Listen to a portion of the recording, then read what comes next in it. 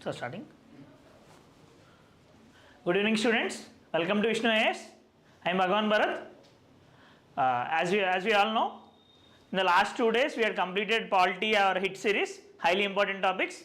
Today and tomorrow we will be going with our economy, highly important topics. Okay. Similarly, what we had done in the polity, we will be continuing the same in our economy. That we will be doing the 5-star topics in these two classes, and 3-star and 1-star topics. We will give a list of topics along with some content. Okay. We will start our class now.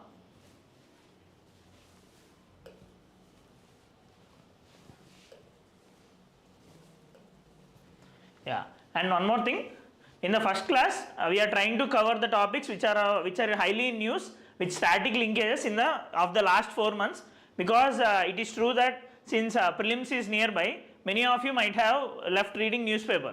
So looking at this context, I am covering the most of the topics which are in the last 4 months in the first class. Okay. First thing, disinflation. What does disinflation mean, students? You all know about inflation.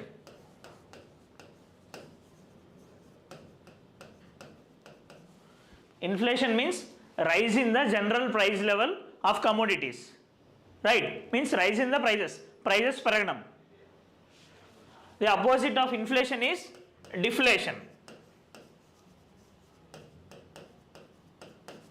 This means decrease in the prices. Means, take for example, cost of sugar is 40. If its prices goes to 45, it is called as inflation. If its price goes to 38, it is called as deflation. But what is disinflation? For that, let me explain this with an example. See, in this month, cost of sugar is 40, and in the next month cost of sugar is 44, and for the next month cost of sugar is 46. Here what we had observed, there is increase in price, but the percentage of increase has been decreased. Here 4 rupees has increased, in the next case only 2 rupees has increased. So the percentage of increase in the inflation has reduced by month on month. This is called as disinflation. Okay, got it, students? Disinflation is the decrease in the inflation rates. Okay, decrease in the inflation rates. In simple terms, a decline in the rate of increase in the general price level of goods and services in the GDP of a country over time is called as disinflation. This means there will be rise in the prices, but comparatively the percentage rate of change in the prices is relatively less. Okay. Next, disinflation is not considered problematic. Why? See, if deflation happens, what happens? The cost of GDP might get reduced because the cost of products are getting decreasing. But in disinflation, cost of products is not getting reduced. The percentage of inflation is getting reduced. That's why disinflation is not at all problematic. Right. Now, we will go to the next topic. Before going to the next topic, I will just revise you with all the indicators of inflation. You all know that CPI and WPI are the headline inflation of India. CPI means Consumer Price Index, WPI means Wholesale Price Index. Right. So in CPI there are different types of CPI for urban, rural, industrial workers, agricultural laborer and all. So we will be once looking through them, because there is chance that there is a question can reflect from this topic. Once we will go through them. CPI industrial worker, CPI agricultural laborer, CPI rural laborer. All these 3 indices will be released by Labour Bureau in Ministry of Labour and Employment. Next, the base year for CPI industrial worker is 2016, base year for CPI agricultural labor is 1986-87, and for rural labor also 1986-87, right? Similarly, there is a CPI rural, CPI urban and CPI combined. CPI combined is a combination of both CPI rural and CPI urban, and the base year for this is 2011, and the CPIC will be released by Central Statistics Office under Ministry of Statistics and Program Implementation, right? Now, wholesale price index. The base year for wholesale price index is 2011 to 12, and it is released by Office of Economic Advisor, DPIIT, right? Office of Economic Advisor, DPIIT, Department for Promotion of Industry and International Trade. Okay, it is under Ministry of Commerce. Yeah, please go through this once because it is very important for our exam. Next, time and again UPSC is having a habit of asking keywords which are related to startups or some sort of share market. So considering this, in this slides I had added 2 to 3 issues which are in use related to startups and share market, and funding winter is one among them. Funding winter, what is this funding winter? It is a term used to describe a period of reduced capital flows. Reduced capital flows to startups means, for example, you might be knowing in the initial period of COVID, lot of companies started investing in the startups, in the edtech startups, Byju's, Unacademy and all. But post-COVID, completion of the COVID or in the later stage, the investment of foreign nationals or some other investors got reduced in these startups. So this is a sort of cyclical phenomena, not only in edtech sector, in many startups there is reduction in the capital inflows. This is called as funding winter. Okay, and as per a report, there is around reduction of 82% reduction, 82% as per report, 82% reduction of capital inflows into startups this year. Okay, funding winter is a cyclical effect that happens due to multiple factors which impact the free flow of investments in the market. Okay, and one more thing, the duration of funding winter is unpredictable, right? Next, this is also very important. Earlier, around 2 to 3 years back, additional tier 1 bonds is in use because of S-Bank crisis, right? Remember this S-Bank crisis. But now again this is in use due to the recent crisis in the banks related, and there is changes with respect to capital adequacy ratio and all. Okay, so let us know about this additional tier 1 bonds. What is this additional tier 1 bonds?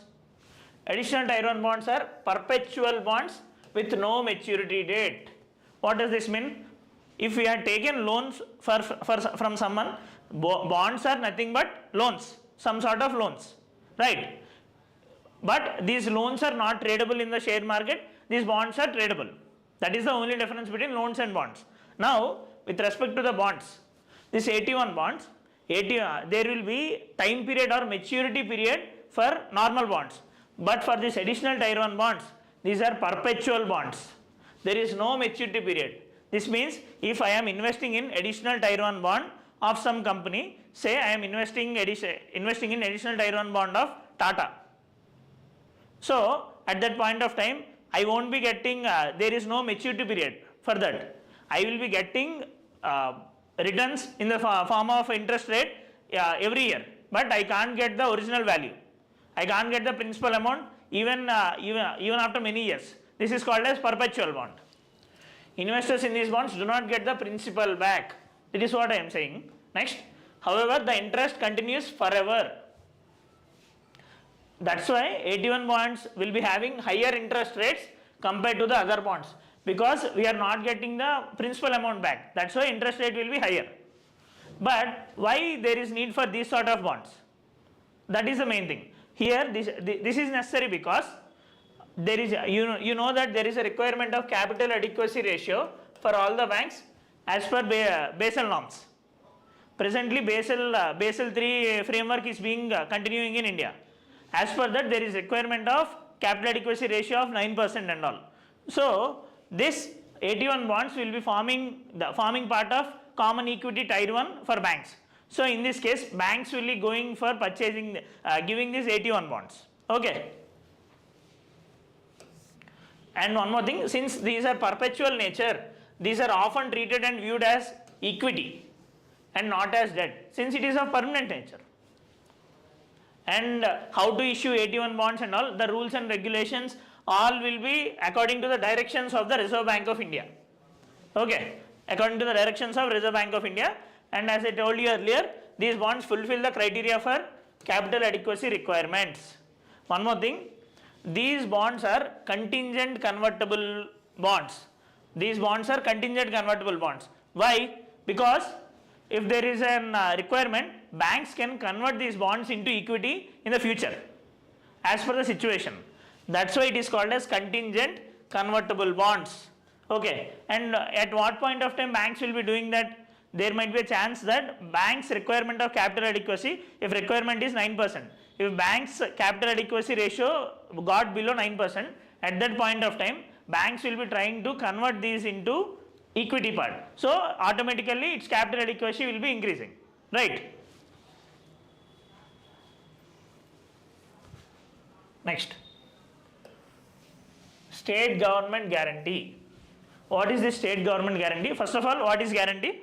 Consider a person Ram and a person Ramesh, and this Ramesh is going to bank for getting some loan, and if Ram is giving guarantee to the bank that if Ramesh is not paying you money back, I will pay that money back. Here Ram will be considered as guarantee, right? Similarly, in this state government guarantee, what happens? State government will be acting as a guarantor. Means some organization or a corporation will be taking loan from banks or from financial intermediaries, and in that transaction state bank will be state government will be acting as students guarantor. In case of default by this borrower, state government will be paying back. This is called as state government guarantee, and this is allowed in our constitution as per Article 292 for central government and as per Article 293 for state governments. And in this, Consolidated Fund of India will be taken as guarantee, means this shown as guarantee for the banks, and in the point of states, Consolidated Fund of State will be seen as guarantee by the banks. And why state governments will be issuing these guarantees? State governments often issue guarantees on behalf of various public sector enterprises, cooperative institutions, urban local bodies, to various banks and financial institutions for financing developmental schemes and projects. For example, previous Jagan Mohan Reddy's government in Andhra Pradesh, they had acted as guarantee for the AP Transco and all for power sector. This is called as state government guarantee. And as per reports, state-wise guarantee data for the period 2018 to 21 suggests that outstanding guarantees are less than 10% of GSDP only. Means the total amount of guarantees that state governments are guaranteeing to the banks, it is less than 10% of GSDP, but it is variable with respect to the states. Highest is with Sikkim 12%, Telangana 12% of GSDP, Andhra Pradesh 10.4% of the GSDP, UP 8.8% of GSDP, right?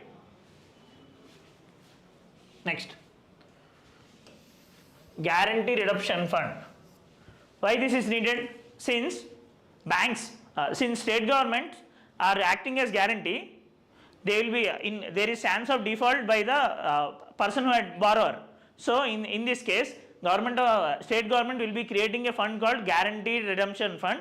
In this, government will be depositing some fund. In case of default, money from this fund will be going to the banks. This is called as guarantee redemption fund, and guarantee redemption fund will be part of public account of India. Guarantee redemption fund has been established in the public account of India for redemption of guarantees given to central public sector institutions, financial institutions by the central government. In the case of state governments, it will be part of public account of state. Okay, and it is funded through budgetary appropriations under the head transfer to guarantee redemption fund. Okay, means there will be a head in the budget appropriations called transfer to guarantee redemption fund. It is funded through this thing. Okay, next, Insurance Regulatory and Development Authority of India. Insurance Regulatory and Development Authority of India, IRDAI. Where is it, students? It is in Hyderabad itself. During Chandrababu Naidu's governance in 1999 to 2004, in 1999 this had come to Hyderabad. Okay. This is an autonomous and statutory body established through IRDAI Act of 1999. Okay. Here the nodal ministry for the insurance sector is Ministry of Finance. It is headquartered at Hyderabad. Since it is a regulatory body, it will be overseeing all the activities related to insurance sector. It is a 10-member body, a chairman and 5 full-time members will be there. And as per recent data, India is 10th largest market for insurance sector globally. Now there will be 2 keywords with respect to insurance sector called as insurance density and insurance penetration. Okay, what are this? Every year the data regarding this insurance density and insurance penetration will be mentioned in our economic survey.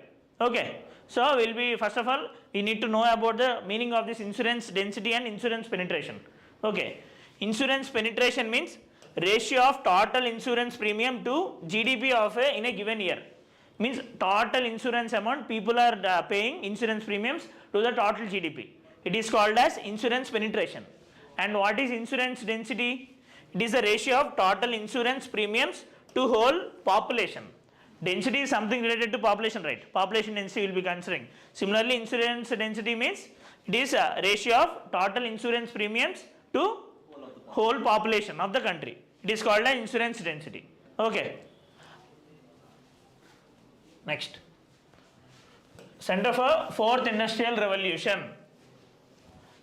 Center for Fourth Industrial Revolution is related to World Economic Forum. Why it is of high importance? Because it has been kept in Hyderabad only. World Economic Forum's Center for Fourth Industrial Revolution inaugurated at Hyderabad. Okay, and this is the world's first Center for Fourth Industrial Revolution related to health and medical sector. Okay, world's first thematic center which will focus on healthcare and life sciences. Center for Fourth Industrial Revolution already established in Maharashtra by it is and coordinated by Niti Aayog, but it is not related to health sector. Related to health sector, it is the first time in the world in Hyderabad. Okay. And as you all know, Fourth Industrial Revolution is an intersection of many technologies like IoT, blockchain technology and all, automation, 3D printing and all. Next. Primary Agriculture Credit Societies. Primary Agriculture Credit Societies. Online students, if you have any doubts, you can post in the comment box. What does Primary Agriculture Credit Societies means? Giving credits to societies. Means these are a sort of cooperative bodies. These will be giving short term and medium term loans to agriculture purpose. That's why the name itself says Agriculture Credit Societies. Means it will be giving agriculture credit to the farmers. Since it is primary, means this is the first point of interaction for the farmers. They will be getting working loans for short term and medium terms through this primary agriculture credit societies. Are the ground level cooperative credit institutions that provide, remember this, short term and medium term. This is important because this is highly in use, which is mentioned in our budget and also in economic survey. And present NDA government is focusing in a large way for the promotion of this PSES. Okay. And the first primary agriculture credit society was formed in 1904. Okay. And this functions at the base of the cooperative banking system because there will be cooperative banks, state cooperative banks, district cooperative banks. At the base, it will be primary agriculture credit societies. And one more thing, PSES are outside the purview of Banking Regulation Act 1949. So they are not regulated by RBI. Okay. And recently, Ministry of Cooperation has started a new program called World's Largest Grain Storage Program. Okay. And in this program, Ministry of Cooperation wants to make primary agriculture credit societies as the nodal bodies. Means this storage, grain storage facilities, cold chain and all will be done with the help of management from primary agriculture credit societies. these will be acting as point of contact in that scheme. Okay. That scheme is being conducted by Ministry of Cooperation.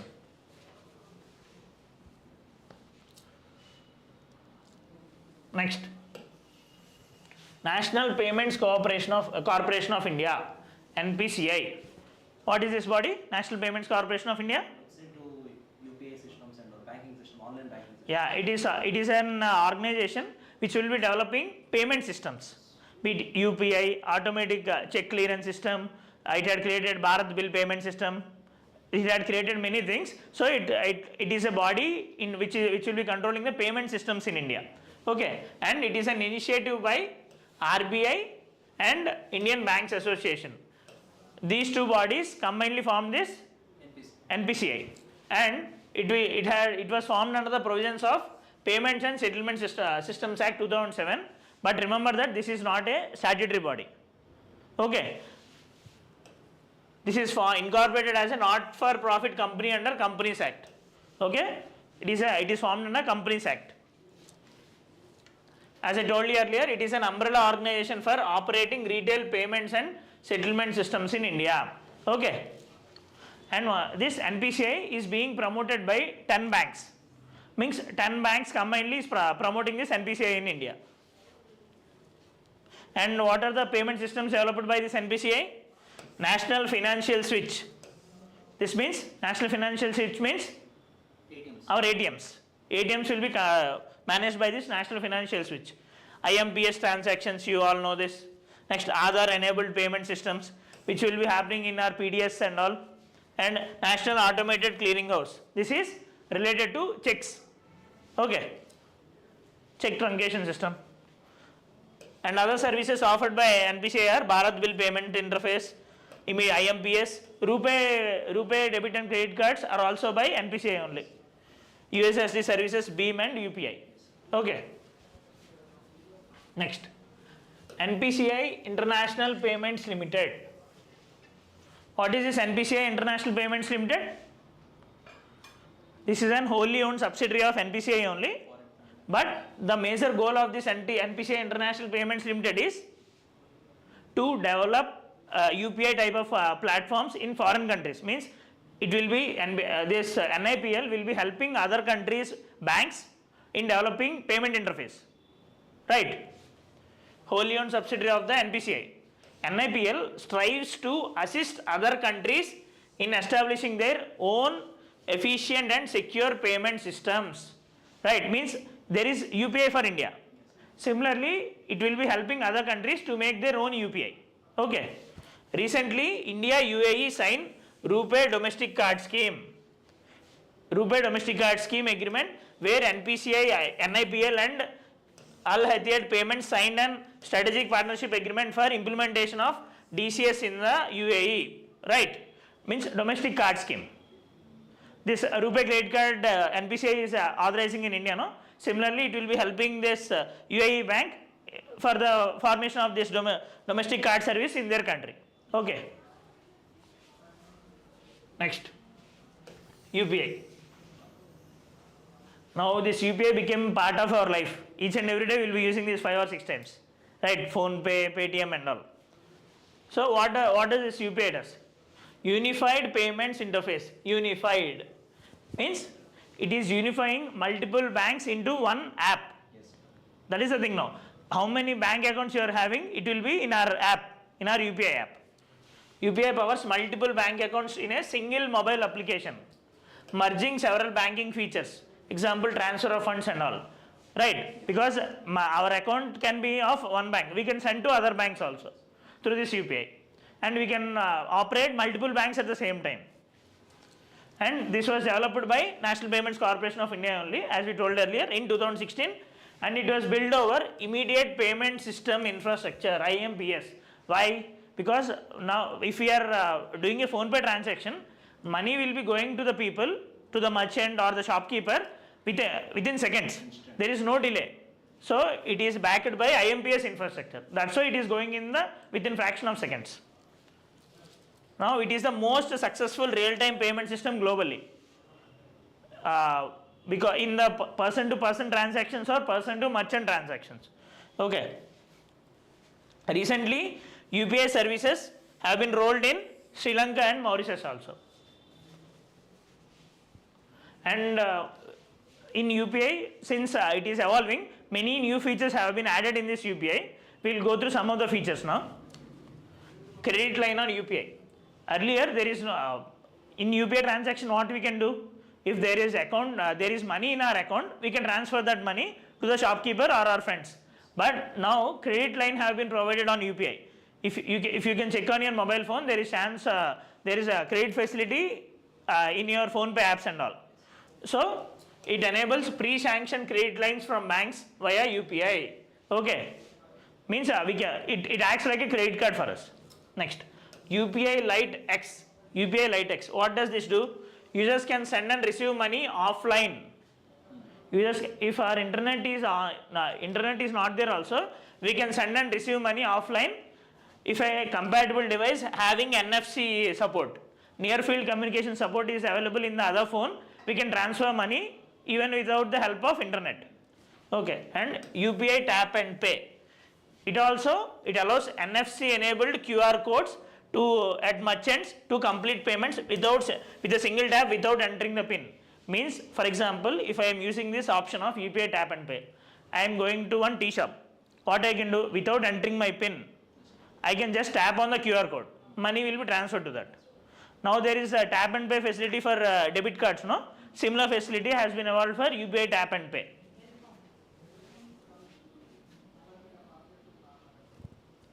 Next, Hello UPI. What does this mean? Hello UPI means in this we can just give a voice command. With voice command, money can be transferred. Okay, and UPI has a two-factor authentication.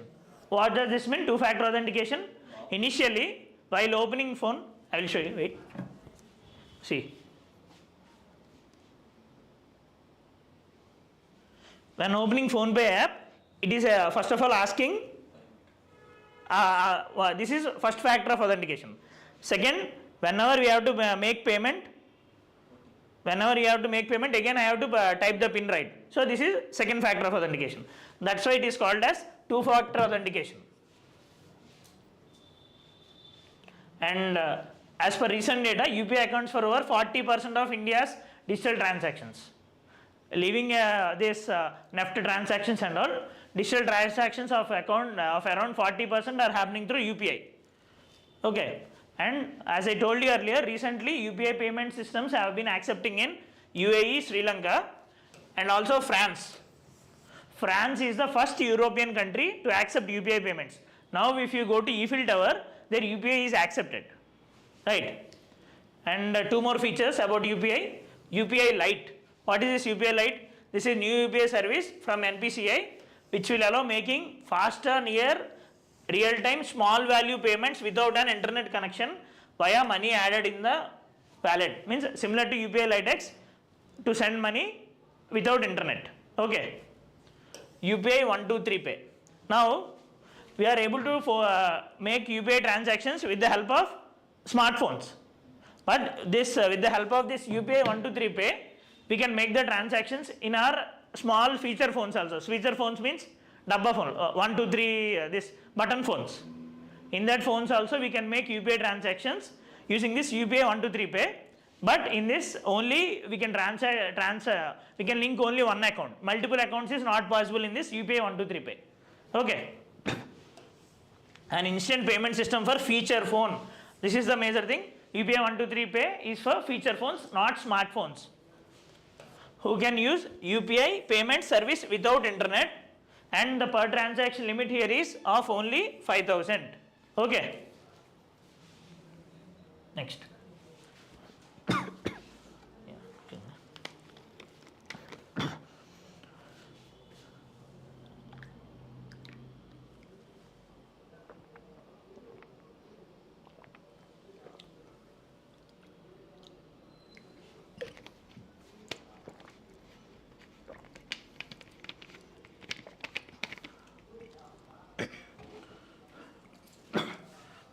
Next, fund of fund scheme. What is this fund of fund scheme? this is sort of fund means it will be a pool of funds. Some amount of around 10,000 crores will be deposited in this fund, and all this money will be invested in some companies, some startups for their growth. This is called as fund of funds scheme. Now, who will be doing this and all, we will discuss here. It is established in 2016 with a corpus of 10,000 crores. And in this, the scheme does not directly invest in startups. Instead, it provides capital to SEBI registered alternate investment funds. Means what is alternate investment funds will be doing? Alternate investment funds are a group, it is a company which will be investing money in some startups, right? Yes. So what here we are doing, we are not investing directly into all the companies. We are investing in one alternate investment fund, and this alternate investment fund will be investing in the startups. Okay. So that's why it is called as daughter fund. We are giving to one alternate investment fund, and it will be investing in some other companies. That's why this alternate investment fund is called as daughter fund. Here SIDBI is there, right? Small Industries Development Bank of India has been given the mandate of operating this fund through selection of suitable daughter funds, through which alternate investment fund we have to invest will be decided by SIDBI. Okay. And overseeing the disbursal of committed capital. SIDBI is the anchoring institution here. Okay. Right. Next. Scores 2.0. What is this scores? For any organization, for the development of any organization, grievance redressal mechanism is the most important thing. Because with the help of this grievance redressal mechanism only, if there are any mistakes or if there are any problems or complaints, we can able to solve them. So grievance redressal mechanism is very important, and this scores is a grievance redressal mechanism for SEBI, Securities Exchange Board of India. Okay, this is a web-based centralized grievance redressal system of SEBI, launched in 2011, and it enables investors to lodge and follow up on their complaints and track the status of redressal of such complaints online from anywhere. Normal, we can file a complaint and we can check the status, whether the thing has a same what we will be doing in the Amazon and all. If there is any problem, we will be filing a complaint, right? Similarly, in this scores platform, we can file a complaint with respect to any transaction of us in the stock market. SEBI will be doing this. Now, what is this scores 2.0? This is the changed version of scores portal. Here, our grievance redressal will be completed and solved within 21 days, 21 working days. Will feature reduced and uniform timelines for redressal of investor complaints, which is 21 calendar days from the date of receipt of the complaint. Okay. And this scores 2.0 will be integrated with the KYC registration agency database. Okay.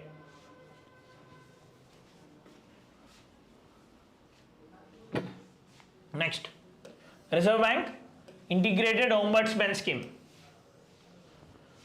Reserve Bank Integrated Ombudsman Scheme. What does ombudsman mean? Grievance. Still, ombudsman mean?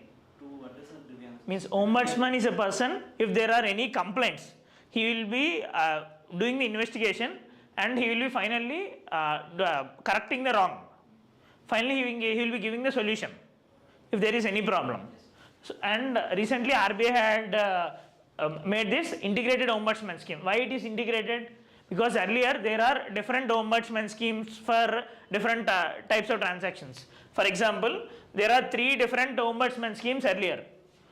Banking ombudsman scheme for non-banking financial companies, and ombudsman scheme for digital transactions 2019.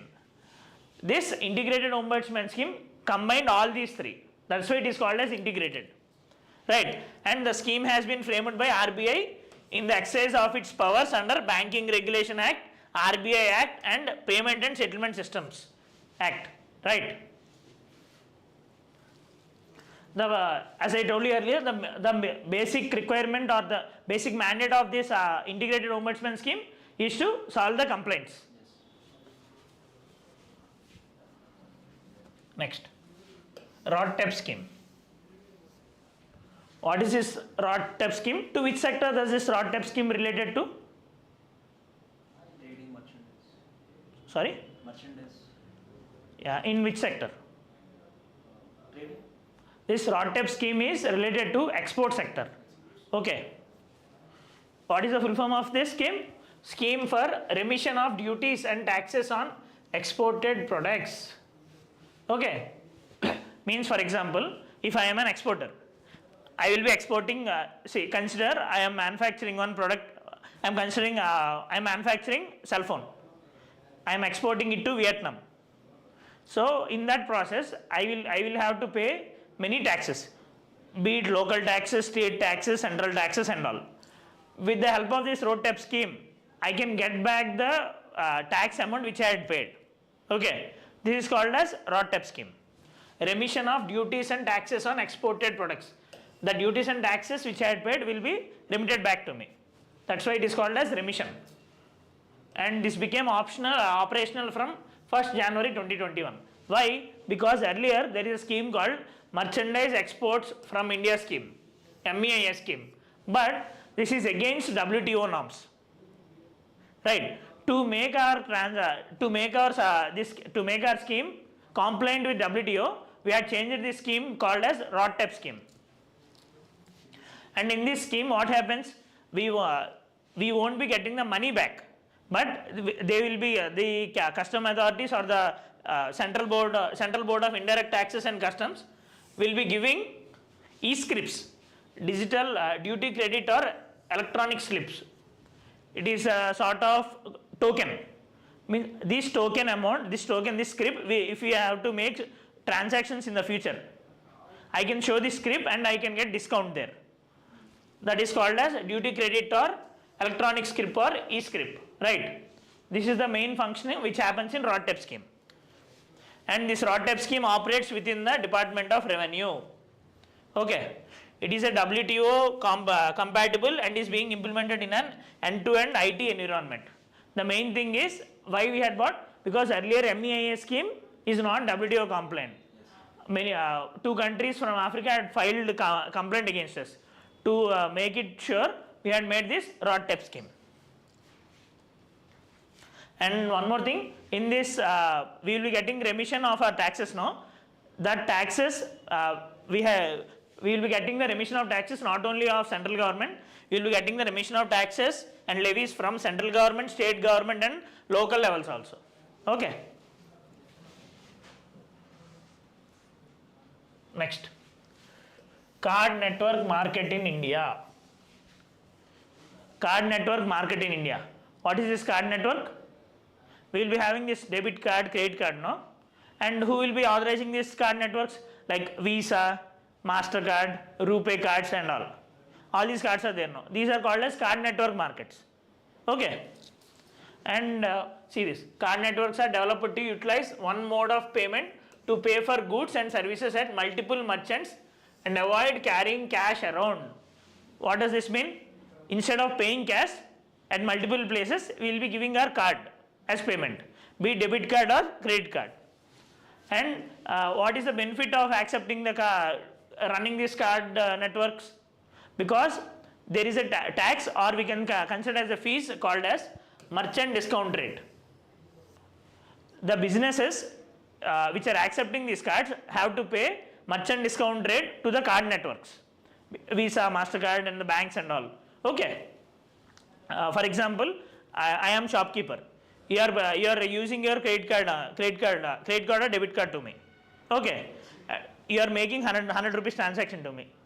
2 rupees under this merchant discount rate will be going to credit card network. Okay.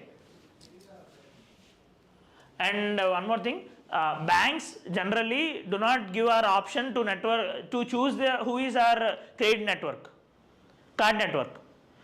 See, when you are having a debit card, you don't have any right to select if you want RuPay card or Visa card or MasterCard. Now RBI made this change and it allowed normal banking persons to select that. Okay, from October we are having a chance to select this. And what are the authorized card networks in India? Visa, MasterCard, RuPay card, Diners Club and American Express. Okay, and among all these, indigenous is only of RuPay. Rupee card is the only indigenous thing. Remaining all are foreign owned. And this Rupee is developed by NPCI. Okay. Rupee is indigenous payment network launched by NPCI to facilitate India's entry into the global payments market. Okay. And now India and RBI wants to make this Rupee card global. So in this scenario, we are Rupee card in foreign markets. NPCI has partnered with Discover Financial Services of USA and Japan Credit Bureau. Okay. With Discover Financial Services of USA and Japan Credit Bureau of Japan, NPCI had tied up to make our Rupee card global thing. But unfortunately, even now, Visa and MasterCard dominate around 90% of the market in India. Yes. Credit card market. Debit card, Rupee is having more share, but with respect to credit card, Visa and MasterCard dominate around 90%. Rupee card is having only 10%. Next, India's electronics exports. We will be exporting number of things, no? What is the major export from India?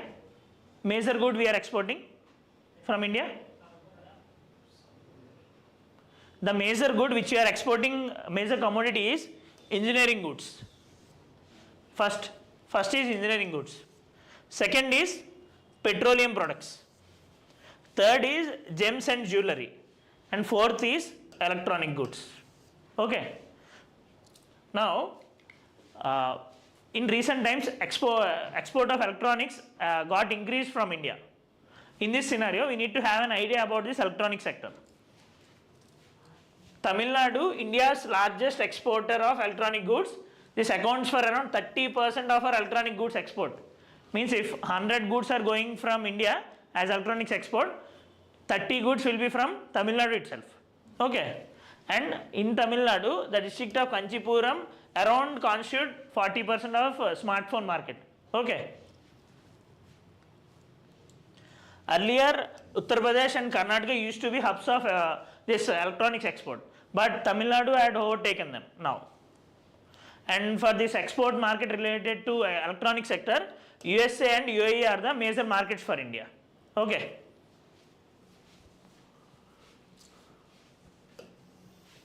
Investment facilitation for development. Investment facilitation for development. What is this investment facilitation for development? This is related to World Trade Organization, WTO. And again I am telling you, WTO is one of the most important topic in our economy exam, this UPSC prelims. One question from one way or the other will be asked related to WTO. Please go through the agreements related to WTO, amber box, green box agreement, and go through agreement on fisheries, which happened in our recent 12th ministerial conference and all. Okay. There is high chance of asking this. Okay. What is this investment facilitation for development? It is a joint initiative launched at the 11th WTO ministerial conference in 2017. The head body of WTO is ministerial conference. For example, in India, if any decisions have to be taken, higher body is parliament. Similarly, in WTO, if any decisions have to be taken, it will be taken when only by ministerial conference. Okay. And in 2017's MC11 ministerial conference, this joint statement related to this investment facilitation for development have been released. Okay. And why this agreement is related? This aims to create legally binding provision to facilitate investment flows. Okay. Investment flows means from investment from one country to the other, and the major focus for this investment facilitation for development is poor countries, developing and least developed countries. And one more thing, India is not part of this. Why it is in news now? Because in the recently concluded MC13 conference, there is no word about this. Abu Dhabi, there is non-adoption of the agreement on investment facilitation for development. They didn't accept the agreement. Okay. Next, India Tex. What is this? India Tex? It is related to textile sector. India Tex means innovative business practices and economic models in the textile value chain in India. And this is launched at Bharath Tex 2024. This is one of the largest ever global textile events organized in India. Okay. This is a 4-year United Nations, India Tex is a 4-year United Nations Environment Program, UNEP's project. Yes. Okay. It is part of one UNEP textile initiative. In India, it is collaborated with Ministry of Textiles, and it is being funded by Denmark's Ministry of Foreign Affairs. Okay. Sort of event exhibition related to textile sector. Next, Udgam portal. In my guess, this is very important for this year exam, because one of the flagship thing this year happened with respect to RBI's inventions. Okay, what is this Udgam portal? Unclaimed deposits gateway to access information. Means this is a sort of portal. In this portal, all the unclaimed deposits of common people will be displayed. Means, see, for example, I am having my father had kept money in one account in SBI. He forgot that, and he is not using that account, and money is there in that account for more than 10 years. It is called as unclaimed deposit. There is no database for that up to now. Now RBI had made a portal called Udgam portal. In this, unclaimed deposits of all the people in the country from all the banks will be displayed in this Udgam portal, and this portal is only for display. We cannot claim money by clicking on that now. We can only see this. After seeing this, we can go to the respective bank and we can claim money by showing the related proofs. Okay, this is called as Udgam portal. And who had developed this? Reserve Bank Information Technology Private Limited, REBIT, and Indian Financial Technology and Allied Services. Okay. And presently only 30 banks have become partnered for this Udgam portal. Yes. And all these unclaimed deposits won't be available in your accounts now. All the deposits related to unclaimed deposits will be deposited in DEA fund. This is called as Depositor Education and Awareness Fund. All the unclaimed deposits will be deposited in this account. We need to claim our money from this fund. Okay. And as per RBI, what is the definition of unclaimed deposits? Funds held in savings or current accounts that have remained inactive for duration of 10 years. And also, if it is a fixed deposit, it has not been withdrawn within 10 years from the maturity date. Okay. These are called as unclaimed deposits. Next, reverse flipping. What is this reverse flipping? We all know that India is becoming developed in the sphere of industries and all, make in India and all. Now, in even earlier the trend is that startups used to migrate from India to other countries.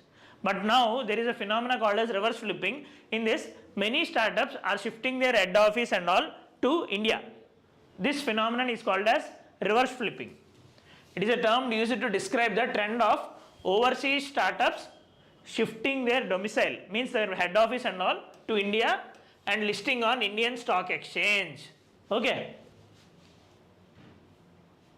The Economic Survey 22-23 recognized the concept of reverse flipping and proposed ways to accelerate the process, such as simplifying corporate laws, capital movements, simplification of taxation.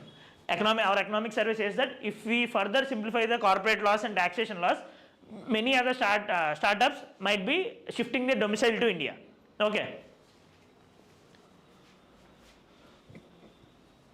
Next, this is also important.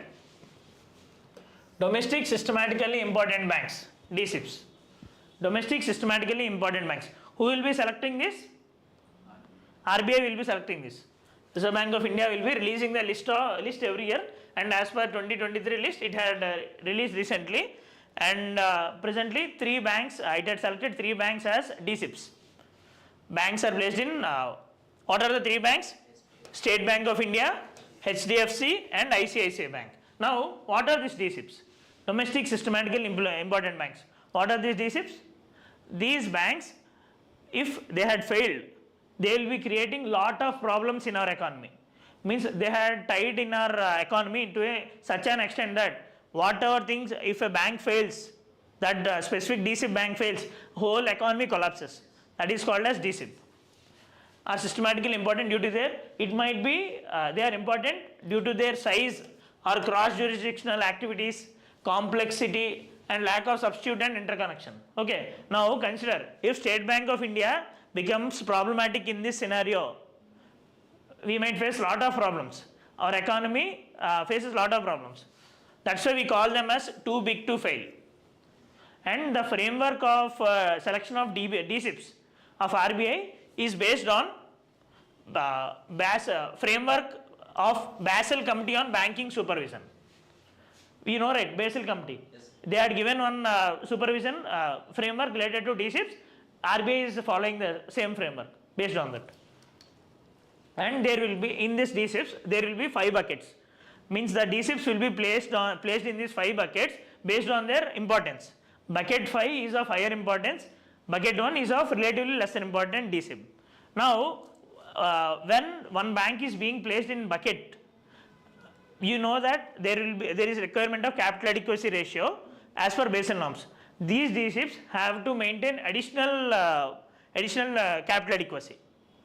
Okay, and if a bank is placed in bucket 1, it has to maintain CET1 of extra 0.20% and bucket 5 bank has to maintain CET extra of 1%. Okay, these are domestic systematically important banks, and there is also globally systematically important banks. Means if that bank gets problematic, whole global economy might suffer problem. These are called as global systematically important banks, and there is no bank from India called as GSIP. Okay, and if in case of a foreign bank having branch presence in India, which is a GSIP, it has to maintain additional CET surcharge, which will be decided by RBI. And who will be giving these GSIPs? Global system. Here DSIPs will be given by RBI. GSIPs will be given by Financial Stability Board. Okay. Next. Momentum investing. What is this momentum investing? See, for example, you might have seen your friends who will be investing in stock markets, or else you might have invested. If a person is investing in a company which is highly in use, which is highly in focus, its share value is increasing, it is called as momentum investing, going with the flow. For example, now Adani share is increasing, we will be buying its shares, or else if Adani shares are falling down, we will be removing our share, we will be taking back our shares from Adani company. This is called as momentum investment based on the flow of the company, flow of the market. Refers to the style of investing wherein investors purchase assets such as stocks or bonds that are consistently rising in price while selling assets whose prices are falling. Okay. Now, anti-dumping duty. Before this, we need to know about our customs mechanism. We all know that there is basic customs duty. To what goods we will be imposing this basic customs duty? No? For imports. Excise duty for domestic production. Okay, excise duty we will be imposing on domestic production. And for imports, whatever we will be imposing a basic customs duty, right? It is also called as peak duty, peak rate duty. Now, there are different taxes with respect to this customs other than this basic customs duty. We need to know all those three. There is a duty called countervailing duty. What is this? In addition to the basic customs duty, we will be imposing an extra duty called countervailing duty. And when we will be imposing this duty? Additional custom duty imposed over and above the basic custom duty on such of the imported goods whose prices may be lower than the price of the domestic goods which has got cost advantage due to subsidy given by the exporting country. Means, for example, from France we are importing one toy. The same toy is also available in India. And after importing, if the price of that toy is less compared to our domestic product, to count, what happens at that point of time, our domestic market will be getting problematic now. And there is a less cost of that product because of subsidy given by the France here, France in this case. So to counter that effect, Government of India can impose countervailing duty. Okay, countervailing duty. And now anti-dumping duty. What is this? This is also additional tax over and above basic custom duty. But now government is imposing anti-dumping duty when if we are importing a good from China, and that company from China is selling a product in India at a lower price than the price it used to sell in China. Now consider a toy, China, one company from China is selling in India at 15 rupees. It will be selling the same product in China at 20 rupees. Means now what it is doing, it want to capture Indian market. That's why it is selling at lower prices. Our domestic market will be shackled by this. So to counter this phenomena, our Indian government can impose anti-dumping duty. Okay. And there is one more thing called safeguard duty. Government of India can impose the safeguard duty over and above this basic custom duty when there is sudden surge of one imported product.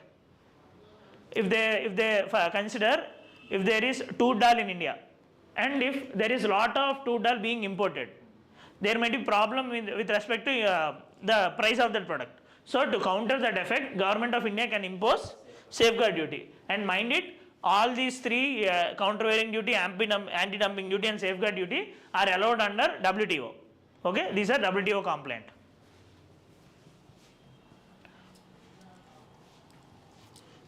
And why it is in news now? Recently, the Commerce Ministry Investigation and Directorate General of Trade Remedies of India has imposed anti-dumping duty on imports from Chinese glass. Okay, imports of Chinese glass.